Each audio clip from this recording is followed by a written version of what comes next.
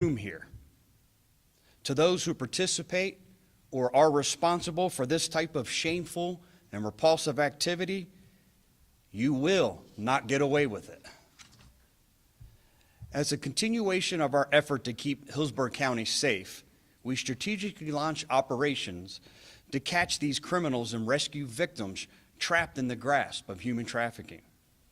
During our most recent 20-day operation named Operation Roundup, our undercover detectives arrested 125 men, and we freed 4 women and a 17-year-old from the heinous grasp of human trafficking. Throughout this operation, our detectives created undercover profiles online and chatted with men who believed they were speaking to minors, created false advertisements for sex, and undercover female detectives posed as streetwalkers. Among the men we encountered during Operation Roundup, our detectives arrested Joel Velasco, a Hillsborough County school teacher who offered to pay our undercover detectives $60 in exchange for sex.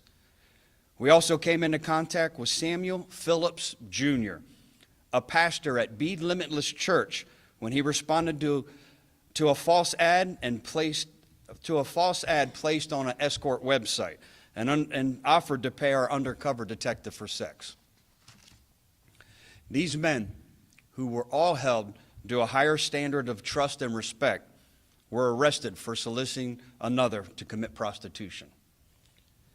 With the strategic use of social media, our detectives were also able to catch those attempting to take advantage of our most vulnerable, our children. Philip Villachetto is a 48-year-old man living in Valrico, Florida.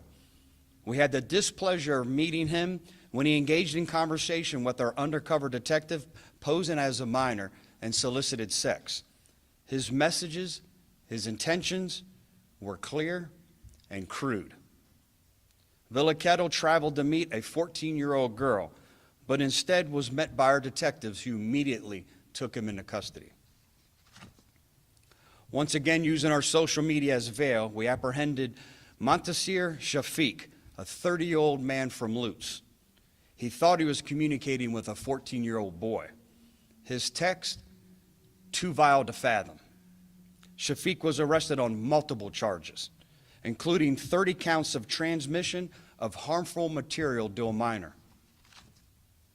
Although this operation inches near Halloween, a time where our kids will take to the streets seeking some safe, wholesome fun, our approach year-round is proactive and relentless. We have a strong team of dedicated detectives who work tirelessly to put a stop to human trafficking. During our hotel operation, we had made more than 1,000 contacts, many that ended when they found out that they needed to travel into this county. Our efforts are working. Those criminals don't want to come to Hillsborough County to solicit sex. Our work doesn't stop here. The goal throughout this operation and others alike is to reduce the demand, rescue those in need, and help guide them to the proper resources and help. This operation helped rescue 4 women and a teenager from the perils of human trafficking, all of whom were connected with Sail of Freedom, an incredible organization that provides support for human trafficking survivors. These 5 women now have access to the resources they need for a safer and brighter future. The only thing wrong with the number of victims is that we know that there are more out there. If you know someone or believe someone is a victim of human trafficking, please say something. You could be saving a life. You can report suspected human trafficking by calling the National Human Trafficking Hotline at 1-888-373-7888. Before I take any questions, because of the unfortunate success of operations like this over the past several years, I have now created a full-time human trafficking squad to focus on reducing the demand and rescuing victims. To those detectives, as always, the ones who were not able to show and are behind the cameras, thank you. Thank you for your tireless efforts. We are beyond grateful for each and every one of you and what you're doing to keep our community safe. I'm now happy to take any questions. This full-time squad, how many people does it make up, Sheriff? And are they joined from other places and they come in when they're needed to do that and then back out where they're Great question. This is a full-time squad, and their entire focus will be focused on the complex problem of human trafficking. And what I mean by complex is it comes in many different forms and fashion. So they'll be focusing on streetwalkers by posing undercover. They'll be online focusing and targeting those who are preying on our children. At the same time, with the false advertisements on the hotel operations, those who are from here, those who want to travel to come here to have sex with another individual. So they'll be focusing on those individuals. They'll also be focusing on the education portion of it, and at the same time, the treatment part of it. Those women, those children who find themselves in the peril of human trafficking, being that conduit to help them get the resources that they need. And did you say how many people were? I believe it's 12. Yeah. Did this group already get started, or are they starting soon? They are. This is their first operation as a squad. We had them come together ever since after the Atlanta Super Bowl, when we saw how gruesome their efforts were there, and we knew we were 2 years away from the Super Bowl here. We immediately started launching these types of operations. The reason I commend them is because it's becoming more difficult. One thing that I'm extremely proud of is, and they always share with me, is if you're in Tampa, it's too hot. I don't want to come to Hillsborough County. I don't want Sheriff Chronister pointing to my picture on this board, which is a good thing. So it's become a little more difficult, but to still see these types of numbers, to still see the number of women that we're rescuing, I knew that we had to have a full-time squad, and we will continue this until we eradicate human trafficking here in Hillsborough County. Sheriff, I know sometimes people delineate between a prostitute and someone who's being controlled. Was the 17-year-old or any of these women actually, do you know whether or not they were being controlled by somebody for purposes of human trafficking? Yeah, we suspect they're all being controlled. I don't think there's too many out there that choose this type of work. Some of them tell us that they are. Our goal is never to re-victimize a prostitute. Our goal is to try to guide them to try to get some resources. But that's the biggest obstacle. I've been saying this for almost 3.5 years now.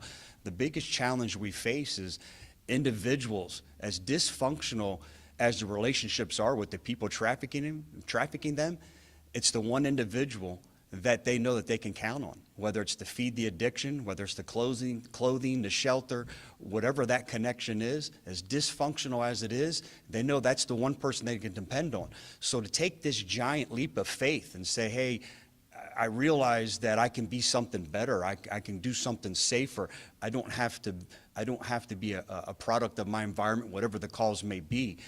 That's our biggest challenge, and that's why we've been focusing, working with groups like Created, Sail of Freedom, a lot of different non-government entities who do a wonderful job of, once they get in, providing them treatment for addiction, giving them a safe place to stay, providing them clothing, helping them regain that esteem that they need to be successful in life. The effort that was made before the Super Bowl in WrestleMania, obviously that continues. Today, beyond those big events that people warned us that this would be a magnet for this sort of behavior, was that because what we've learned during that shows that there's still just vulnerability all the time, regardless of big events or not? 100%. We know that one thing we've learned is it's not just special events that create that human trafficking, the need to target that need and that demand. It's full time. I think we saw it more robust because we know individuals are traveling to big events like that because of the abundance of the opportunity to feed their perversions, and that's what these predators feed on. And you mentioned Halloween. Do you guys typically see an increase in human trafficking around the holidays coming up, or do you see any pattern with that? We haven't yet. It'd be irresponsible for me to say that. I'll be able to answer that in the next couple of months. But no, we've seen an increase during some of our big events, national championship, Super Bowl, WWE, a lot of big events here in Tampa. But one thing that we learned is the numbers are still here. The number of women, the number of children that are being targeted, the numbers are still here.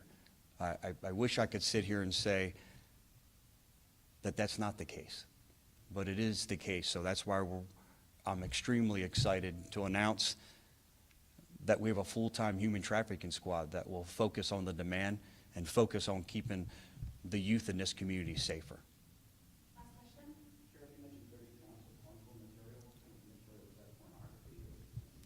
Pornography, pictures of himself naked, again, repulsive. The 30 pictures that he sent and the conversation that he had, what he felt was with a 14-year-old, telling him the things that he wanted to do with them and teach them. I can't even fathom. It's too repulsive to repeat. Thank you, everyone. Appreciate it.